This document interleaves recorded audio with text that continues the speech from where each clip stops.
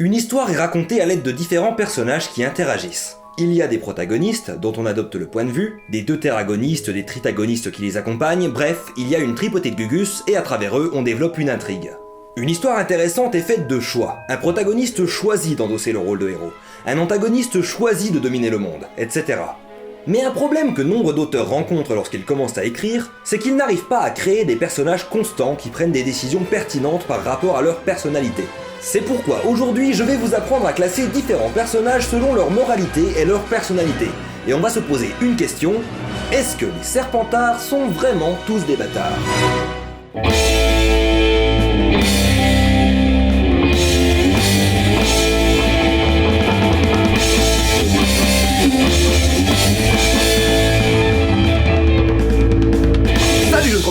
Aujourd'hui on va parler de deux méthodes que vous pourrez utiliser pour apprendre à bien définir la personnalité d'un personnage. Que ce soit pour vous aider à écrire vos propres histoires ou bien pour vous amuser avec des personnages préexistants. Et on va commencer avec la première méthode qui nous vient tout droit de l'univers merveilleux de Donjons et Dragons, qui n'est pas juste un film nanardesque des années 2000 où seul Tom Baker semble avoir pris le script au sérieux. Magic is the life force of our world.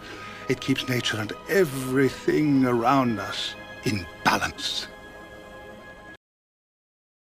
Vous pouvez vous sauver, Majesté, mais vous ne vous sauverez jamais assez loin. Qu'un déluge de sang s'abatte sur l'Empire.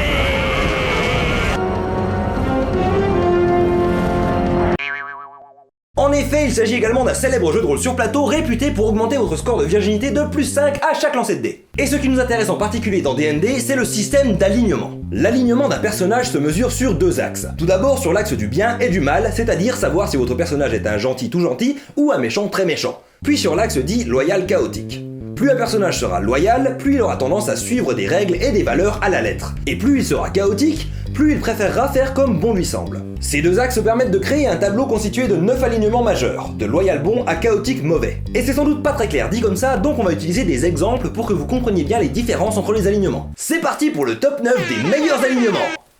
On commence en haut à gauche avec le loyal bon ou croisé, qui est un personnage qui œuvre pour le bien et le respect de l'ordre et l'autorité. Pensez Superman. Il cherche toujours un compromis entre ce qui est juste et ce qui est bon. Le neutre bon ou bienfaiteur n'a pas d'intérêt pour les règles ou ses propres désirs. Il les suit ou non, mais fera tout son possible pour bien agir. L'exemple typique, c'est Luke Skywalker qui suit le code Jedi quand ça l'arrange, mais n'hésite pas à désobéir à ses maîtres pour sauver son père. Spoiler.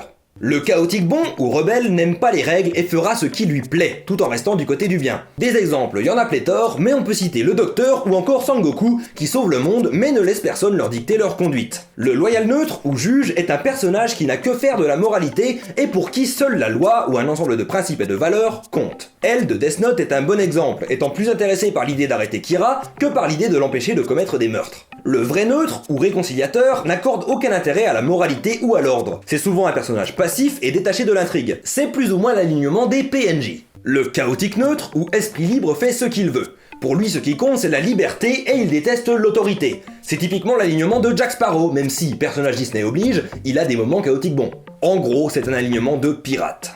Le loyal mauvais ou dominateur, j'y suis pour rien, c'est marqué ça sur Wikipédia. Le dominateur est prêt à tous les pires actes pour faire respecter l'ordre. C'est l'alignement typique des dictateurs et un exemple notable ce serait Dark Vador, qui est clairement un méchant mais avec un grand respect pour l'autorité. Le neutre mauvais ou malfaisant ne vit que pour le mal. Il suit les règles si elles vont dans son sens, les brise si elles le contredisent, bref, c'est un méchant. Pensez Voldemort ou l'empereur Palpatine. Et finalement, le chaotique mauvais ou destructeur fait ce qu'il veut et œuvre pour le mal. Il déteste autant le bien que l'ordre et aura tendance à vouloir tout faire sauter. Évidemment, c'est typiquement l'alignement du Joker dans Batman. En classant un personnage dans l'une de ces 9 catégories, vous pourrez plus facilement réfléchir à la façon dont il réagira face à certaines situations. Un protagoniste chaotique bon ne se posera pas de questions quand il s'agira de désobéir à la loi pour sauver une vie, là où son ami loyal bon protestera et sera la cause d'un conflit. Et le conflit, c'est le moteur des histoires. Bien évidemment, j'ai conscience que ce n'est pas forcément évident d'utiliser les 9 alignements Donjons et Dragons, premièrement parce qu'il y en a beaucoup, et ensuite parce que les gens ne sont pas forcément familiers avec cet univers et avec cette façon de penser les personnages. C'est pourquoi je vous propose une seconde méthode, un brin plus artisanale, mais qui vous parlera peut-être plus basée sur les 4 maisons d'Harry Potter.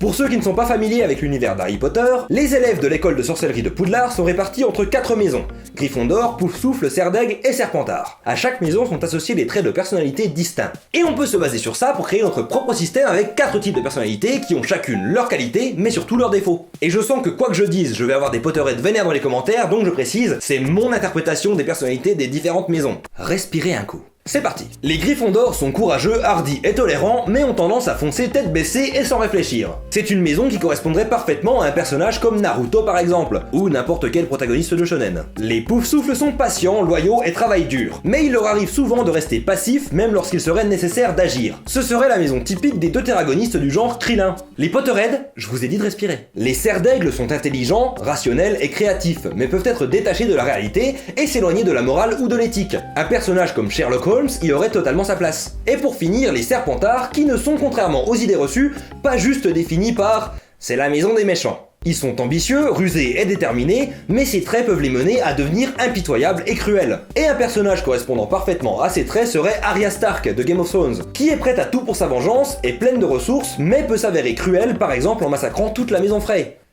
Spoiler. Donc pour répondre à la question, non, tous les Serpentards ne sont pas des bâtards, mais ça vous le sauriez déjà si vous aviez lu les bouquins ou maté les films. Always. En utilisant ces 4 catégories, ou bien le système de Donjons et Dragons, ou un autre système que vous inventez vous-même, vous allez pouvoir arriver à mieux discerner vos personnages. Beaucoup d'auteurs ont tendance à écrire des personnages qui se ressemblent trop, avec les mêmes valeurs, les mêmes réactions, les mêmes qualités, les mêmes défauts, les mêmes limites, et ça c'est la recette garantie pour une histoire plate. Il est donc essentiel d'apprendre à créer de la variété. Bien évidemment, les méthodes que je vous donne là sont juste des supports qui peuvent vous aider, pas des guides d'écriture. Je suis pas en train de vous dire que votre récit a besoin d'un personnage de tel alignement pour fonctionner. Mais utiliser ce genre de stratagème pour se poser des questions sur vos personnages vous apprendra à mieux les maîtriser. Demandez-vous comment votre personnage principal réagirait dans une situation donnée, ou bien quel genre de situation pourrait lui poser des problèmes, ou bien quel genre de problème pourrait être difficile à résoudre pour lui. C'est comme ça que vous réussirez à créer des obstacles crédibles qui ponctueront votre récit. Et c'est important que les obstacles soient crédibles. C'est pas intéressant pour un personnage chaotique bon de se retrouver dans une situation où il a le choix entre obéir à la loi et sauver une vie. On sait déjà ce qu'il va faire. Par contre, ce serait plus intéressant de confronter un cerf d'aigle à un choix entre la vérité et la moralité, puisque ce sont 2 valeurs entre lesquelles il peut être déchiré. Rappelez-vous juste que la personnalité d'un personnage est le carburant qui permet au conflit d'avoir lieu, qu'il soit interne ou externe. J'espère en tout cas que ces conseils et ces méthodes vous seront utiles et vous permettront d'écrire des personnages convaincants dans leur comportement et leurs réactions. Et pour ceux qui n'écrivent pas, peut-être que ces outils vous permettront de mieux comprendre et questionner les actions de vos personnages fictifs préférés. Par exemple, ça vous permettra peut-être de comprendre pourquoi la mort de Luke dans The Last Jedi est totalement en accord avec son alignement. Spoiler. Voilà, la vidéo est terminée, j'espère que ça vous aura plu. Je sais que ça fait très longtemps que j'ai pas sorti d'épisode du 3 Extrême, donc désolé. Je tiens à remercier 1000 fois les tipeurs, que ce soit sur Tipeee ou Utip, vous êtes incroyables. Et ceux qui souhaitent me soutenir financièrement en échange de contrepartie ou bien en carton des pubs, n'hésitez pas, les liens sont dans la description. N'oubliez surtout pas de partager la vidéo, le petit pouce bleu si elle vous a plu, ça vous permettra de voir plus souvent mes vidéos dans votre fil d'actualité, et aussi de commenter si vous avez un avis sur les questions que j'ai soulevées, je serai ravi d'en parler avec vous ou de vous ignorer si vous êtes méchant et vous insulter. C'est pas très sympa. Dans tous les cas, on se retrouve très bientôt, c'est un plaisir de vous servir. Tropper, out!